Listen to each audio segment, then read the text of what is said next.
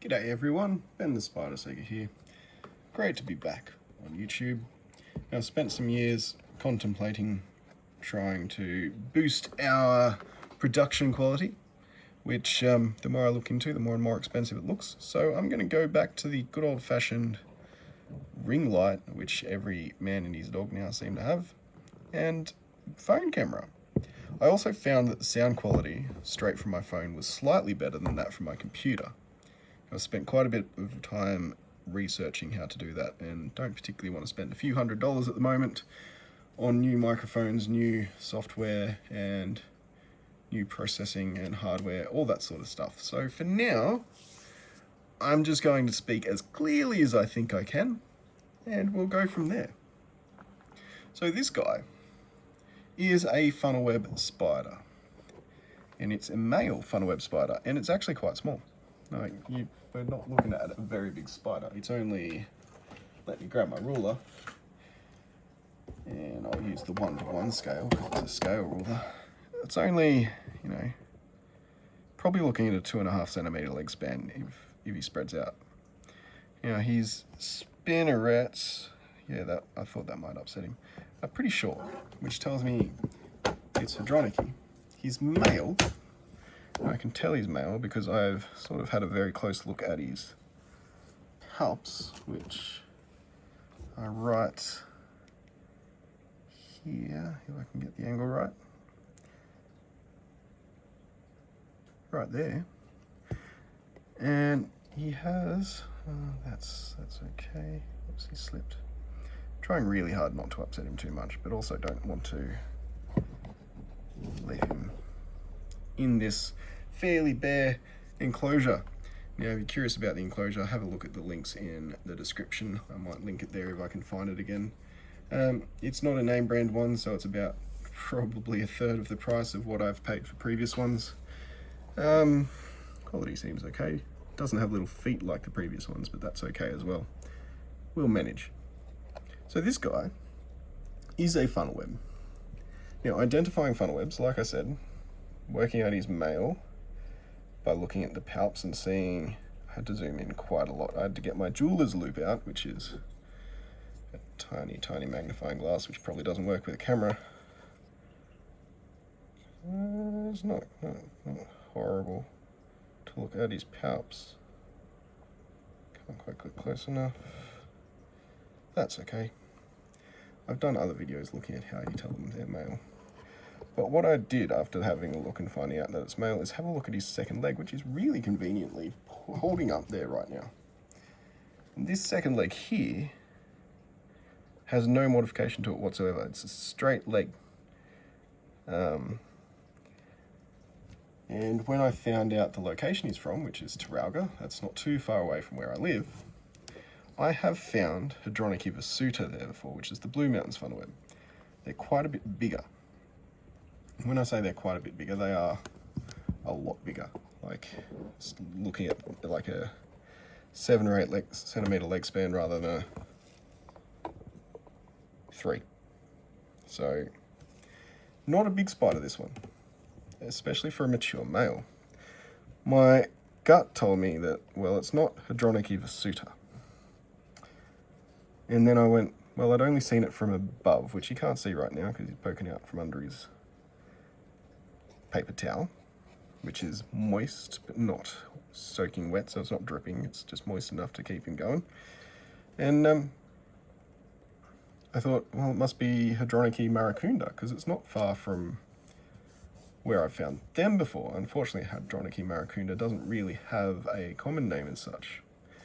But then I got a hold of him and I saw him from the side, and what I saw, so I'm going to use a little rubber bit that I've got. Weirdly enough, this is off a saw blade from a saw that I bought once upon a time. But the reason it's good to use rubber is that if the spider bites it, he's less likely to hurt himself doing it. I'm being as gentle as possible. I'm really just trying to get the paper towel out of the way. Yeah, there we go. He's come out. So put the lid back on because now he's a bit more active. And what I saw was from the side, he's got a very steeply raised cephalic region. So that is basically his cephalus, his head. So his carapace sort of starts, let's see if I can get a good angle of it. Starts there, and you've got this steep rise, almost like a mouse spider would have. And chelicerae, so specifically the patcherons, the bulky part of the fangs, are a lot bigger than you would expect on a spider like this. I'm just going to zoom in. You can see there, not very well because he's chosen a scuffed part on the enclosure. His pout does have a modification. Then we've got leg 1 and leg 2, and no modification on leg 2. And a steeply raised cephalic region. That makes him Hadronychi nemula. Now what's interesting about Hadronychi nemula is they are tiny compared to other funnel webs. They are also really widely spread out. So you can find them sort of south coast New South Wales in as far as, well, I think Taralca now. I think it might go a little further west. But it's really hard to work out their range because you log on to a citizen science website like Atlas of Living Australia, and what you find is the ranges are a little bit distorted because people aren't really focusing on the right species for the area. And what ends up happening is you get the Sydney funnel web spider, Atrax robustus, having an absolutely massive range. It's now been split into Hadronychi montanus and Hadronychi christenseni. So montanus, that would probably be the southern Sydney funnel web, and christenseni is the Newcastle big boy. I prefer to call it, you know, Christensen's funnel web because it's named after Kane Christensen, who did a lot of work in finding it and pointing out that there's something a little bit different about it. I'm just going to put him down for a sec because I actually want to put this guy in a slightly nicer house. Now they don't need to be in a square enclosure. They don't need a lot of soil to be digging in because males don't dig burrows. What they need is something more like this. So I'm going to move him from there into there. And there's a few precautions I'll take, but basically I'm using this because this is what the reptile almost, there, let's try that again. This is what the reptile park uses. And the reptile park keeps male funnel webs for a fairly long time. I'm not expecting this guy to last too long. Funnel webs tend to mature, and that's about it. So we'll go through the setup. So I'll put him aside just for now. And I'll try, without bumping the camera too much, to go through the setup for one of these. I don't need much. What I've got is a bit of core peat for some mixed with a little bit of sand. Now I've seen others do like a 50-50. I don't compact it, I leave it fairly loose. So there's still quite a bit in there, and it's moist, like it sticks to my fingers, but it's not dripping. That's kind of where you want it. And males, while they don't burrow, they do like something to hide under. So I just went out to the garden and found myself a rock, tidied it up, and I liked this one because it has this little shelf under here where you can hide. And that's pretty much it. Now the hard part comes in the actual transferring. So let's see if I can keep it on one screen and follow along with the camera what I do. So I don't just tip them. I've got this little safety cup. You'd be amazed how many big spiders I've managed to fit into that little sample cup. And what I'll do to start with is I've got some fairly light tweezers just to minimize the risk of him hurting himself again while I remove the paper towel to a safe distance. See if I can get him to let go of it. Off you get. Off you get. So again, I'm using the rubber to poke at him just in case he decides to strike. And he has grabbed the paper towel. There we go, he's let go. Now he'll be a bit flustered because we've got a bright light on him. It's also very reactive. So male funnel webs are what I would call enthusiastically defensive. So I mentioned before, just while I'm going, that funnel webs have a bunch of species, and I've mentioned, I think, 6 of them. There's actually 43 species at the moment that are recognized. And when I say recognized, I mean they've been described. Hadronychia namula has an absolutely massive range for a funnel web. And they have a bit of a difference in how they're shaped between, say, South Coast around Bega and up in the Southern Highlands where I've been finding them, and as far as Taralga by the looks of it at least. And we found some in sort of Southern ACT while I was doing my master's research. And that's about as simple as it gets for transferring a funnel web into a new home. Now I'm trying not to tip him too much, but there he is, working his way into a happiest little spot there. The last thing I like to do with them is put a tag on them. So you can see I've used this before, but I like to put a little label just so I don't lose track of where they are, or where they're from, more to the point. So H. namula, and I'll write Taralga on it after the video. So while he's wandering around, I'll see if I can sort of find him. We'll adjust the camera to look at him. So you can see his leg there, poking up. And there you go, you can see him a little better. So just while I finish talking about him. So it's just there, if you're wondering. So a lot of identification comes down to local area knowledge, like what spiders are actually possible. Taralga, like I said, I've collected before from that area, Hadronychia visuta. And I know it's Hadronychia visuta, it was a male that had that, second leg modification that this guy lacked on that second leg there. I'll see if I can brighten up the image a little bit. Sort of. You can see he's a lot happier. He's starting to sort of dig a little bit, which makes me hopeful that he'll survive.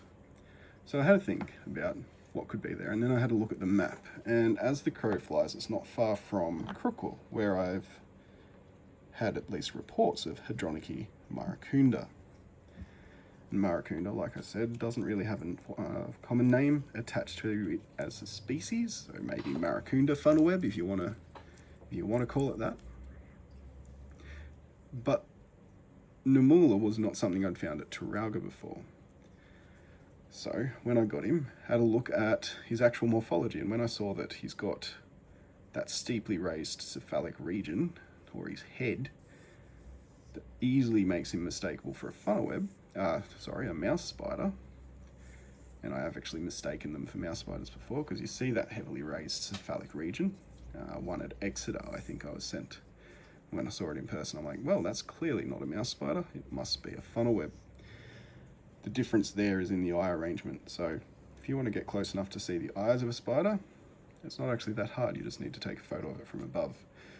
Now, what's worth noting is it sometimes gets a little complicated. So what I've found before, I'm lucky enough not to have had too many species changes in my area.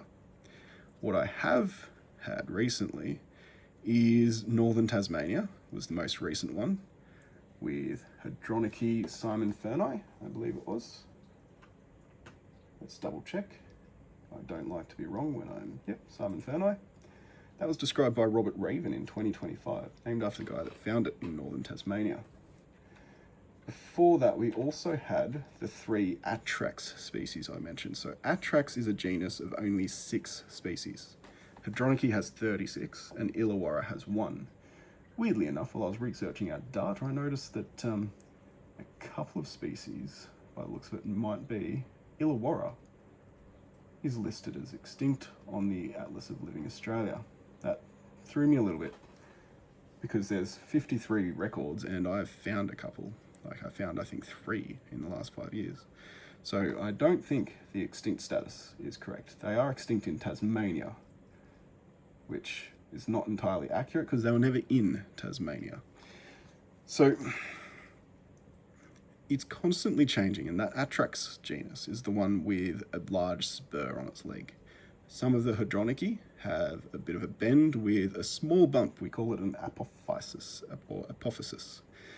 And so looking at all those features, we can sort of narrow it down. And if you've lost track of him, he's now just huddled in a little corner right here. Let's see if I can zoom in. Zoom. So I have to lift him up a bit higher. There we go. And then once you've looked at the features, once you know that what's in the area, you can sort of get a better feel for what you're likely to find. They also have different burrow structures. So these ones I've found in fairly sort of, they're burrows that almost go straight down. They'll still be under rocks and logs, but the burrows go straight down. They tend to have a thicker lining than Hadronychi vasuta, which tend to prefer being under logs. And the Hadronychi maracunda I found, I think I've only found one that was under a rock. But you sort of get this feel for what you're going to find as you lift things. I have also found Hadronychi vasuta up in trees, about 2 meters into a tree. And I have found them just out in the middle of nowhere, no cover at all. So be aware, you can get a lot of variation in the species. But I thought, just with a return to YouTube,